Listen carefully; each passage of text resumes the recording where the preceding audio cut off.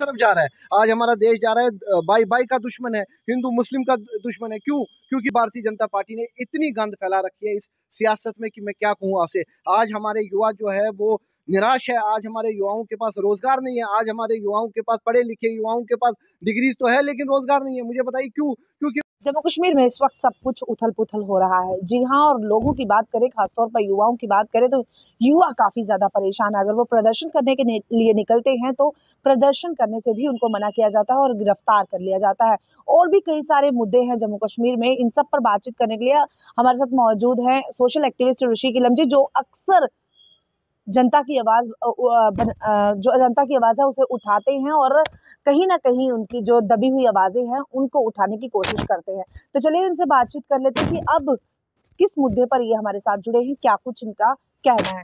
ऋषि जी, सबसे पहले आपका बहुत-बहुत स्वागत। हाँ जी मैम, बहुत बहुत धन्यवाद। जी, ऋषि जी, क्या कहेंगे जो इस वक़्त जम्मू कश्मीर में चल रहा है, ख़ासतौर पर जम्मू की बात करें तो जो भी प्रदर्शन कर रहा है उसको गिरफ्तार किया जा रहा है, आवाज़ उठाई नहीं जा रही, आवाज़ जो है उसे दबाया जा रहा है, क्या कहेंगे?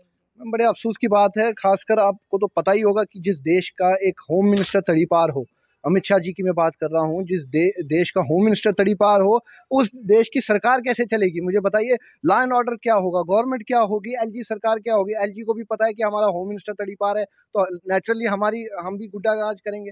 मुझे बताइए, इस टाइम जम्मू कश्मीर की हालत, सिचुएशन आप देखिए, बद से बदतर है।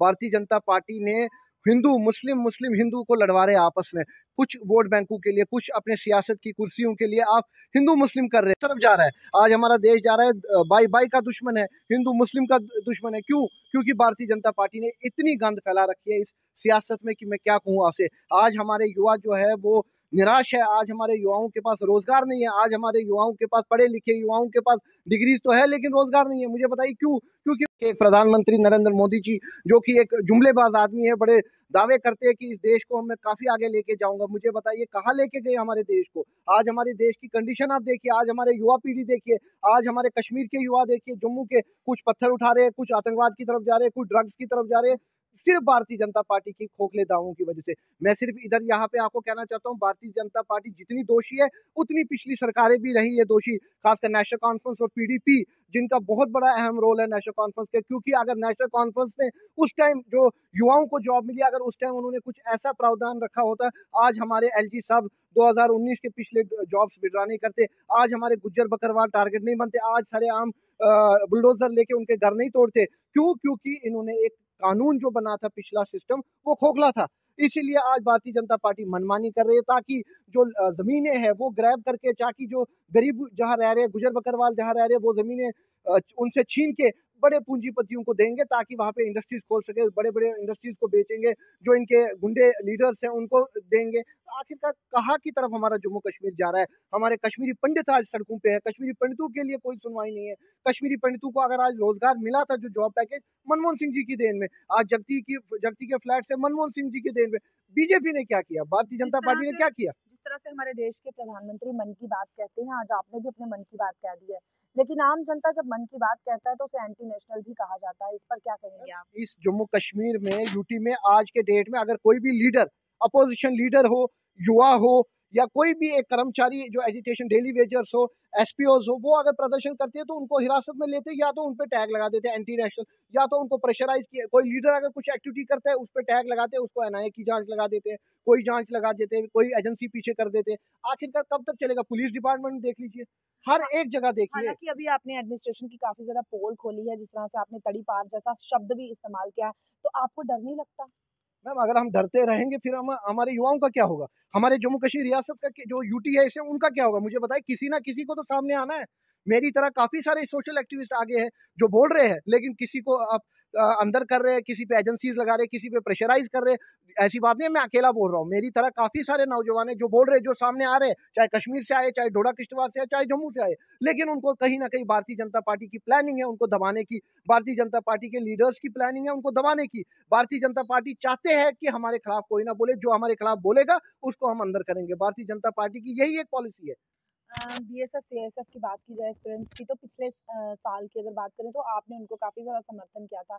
इस बार किस तरह से समर्थन करते हैं और अभी भी उनकी सुनवाई नहीं हो रही? क्या लगता है ओवरेज नहीं हो देखिए, रहे हैं कुछ वो? लोगों ने उस बीएसएफ, सीआईएसएफ हो या हमारे एनएचएम एम्प्लॉइज़ हो, एसपीओज़ हैं, कुछ लोग जो सियासत वाले हैं, जो कि खाली एक अपनी टीआरपी के लिए सियासत करते हैं, वो उनको मिसयूज़ कर रहे हैं, मिसगाइड कर रहे हैं, वो उनको कुछ गलत डायरेक्शन के लिए भी चाहते हैं कि वो हमारे पीछे चले, ताकि हम अपना दिखाएँ कि हम पब्लिसिटी की हम उनके साथ हैं। लेकिन बीएसएफ, सीआईएसएफ के साथ मैं हमेशा खड़ा हूँ, क्योंकि उनकी जायज़ माँग है और मैं चाहता हूँ जल्द से जल्द उनकी माँग हल हो। हमारे एलजी साहब कुछ सुनवाई करे, लेकिन एलजी साहब को तो फुर्सत नहीं है अपने राजभवन से बाहर आने की। अगर सही मायने में रविंदर रैना जी कुछ करना चाहते थे भारतीय जनता पार्टी के लीडर को, उनके साथ वो एलजी साहब के पास चले जाते या केंद्र में चले जाते, तो ताकि उनका मसला हल होता। लेकिन भारतीय जनता पार्टी डिलिबरेटली उनका मसला हल नहीं कर रही है। क्यों?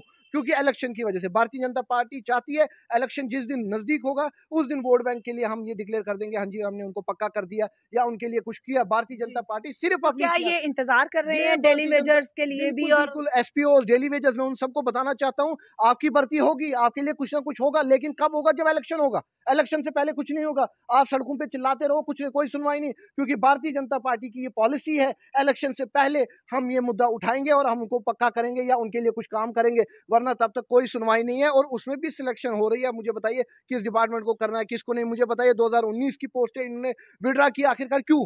उसमें कोई साजिश थी? क्योंकि 17-18 में सरकार, 16-17 में बीजेपी की थी पीडीपी के साथ, तो विड्रा क्यों की इन्होंने? मुझे बताइए।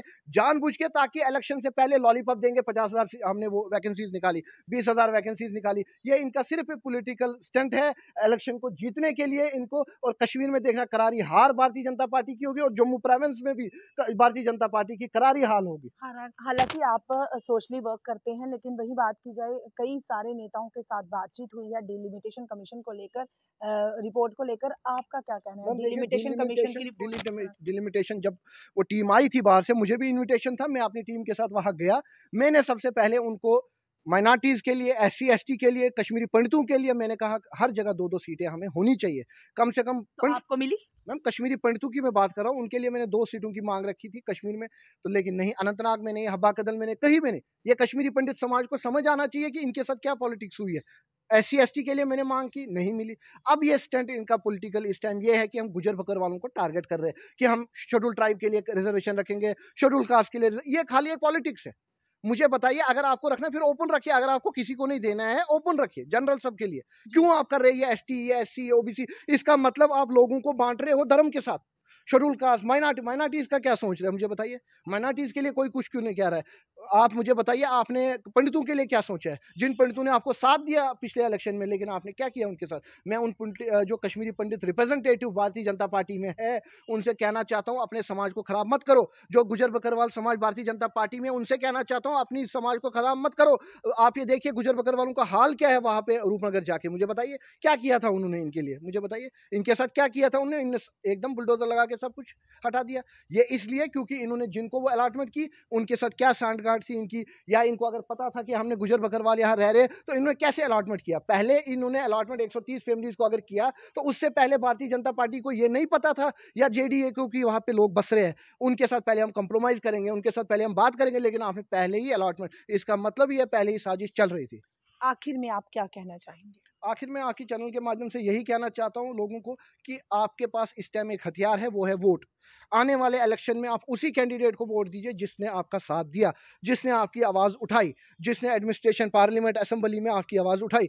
आप भारतीय जनता पार्टी या देश के प्रधानमंत्री के झूठे दावे, खोखले दावे, भारतीय जनता पार्टी के लीडर्स के प्रोमिस की तरफ मत जाइए। बीजेपी के लीडर्स ने काफ़ी प्रोमिस हमें किए। आज एक गेम खेल रहे हैं सुचीरगढ़ को, ये कह रहे हैं आरसपुरा के साथ जोड़ दिया है, और अब ये नाटक कर रहे हैं कि नहीं जी हम उस पर कर रहे हैं, हमें बहुत टेंशन हो रही है, हम उसको अलग कर देंगे। लेकिन ये सारी एक सियासत गेम है, ताकि वहाँ के लोगों को खुश करना, चुनाव बेल्ट के लोगों को खुश करना। इसीलिए मैं लोगों से अपील करना चाहता हूँ, एकजुट होके भारतीय जनता पार्टी को करारा थप्पड़ दीजिए। ये इन लोगों ने हमें 5 साल हमारे बर्बाद किए, इन लोगों ने झूठे दावे युवाओं के साथ किए। हमारे SPO, daily wagers, NHM employees, बिजली एम्प्लॉयज, हर एक एम्प्लॉय, पीएचई एम्प्लॉयज, सब सड़कों पे है। क्यों? उनका कसूर क्या? आज के डेट में 25 साल, 30 साल सर्विस दे के वो आज अभी पक्के नहीं है। आखिरकार उनका कसूर क्या है? मैं आपकी चैनल के माध्यम से उन्हीं डेली वेजर्स से कहता हूँ, आने वाले इलेक्शन में करारा हार बीजेपी को मिलना चाहिए।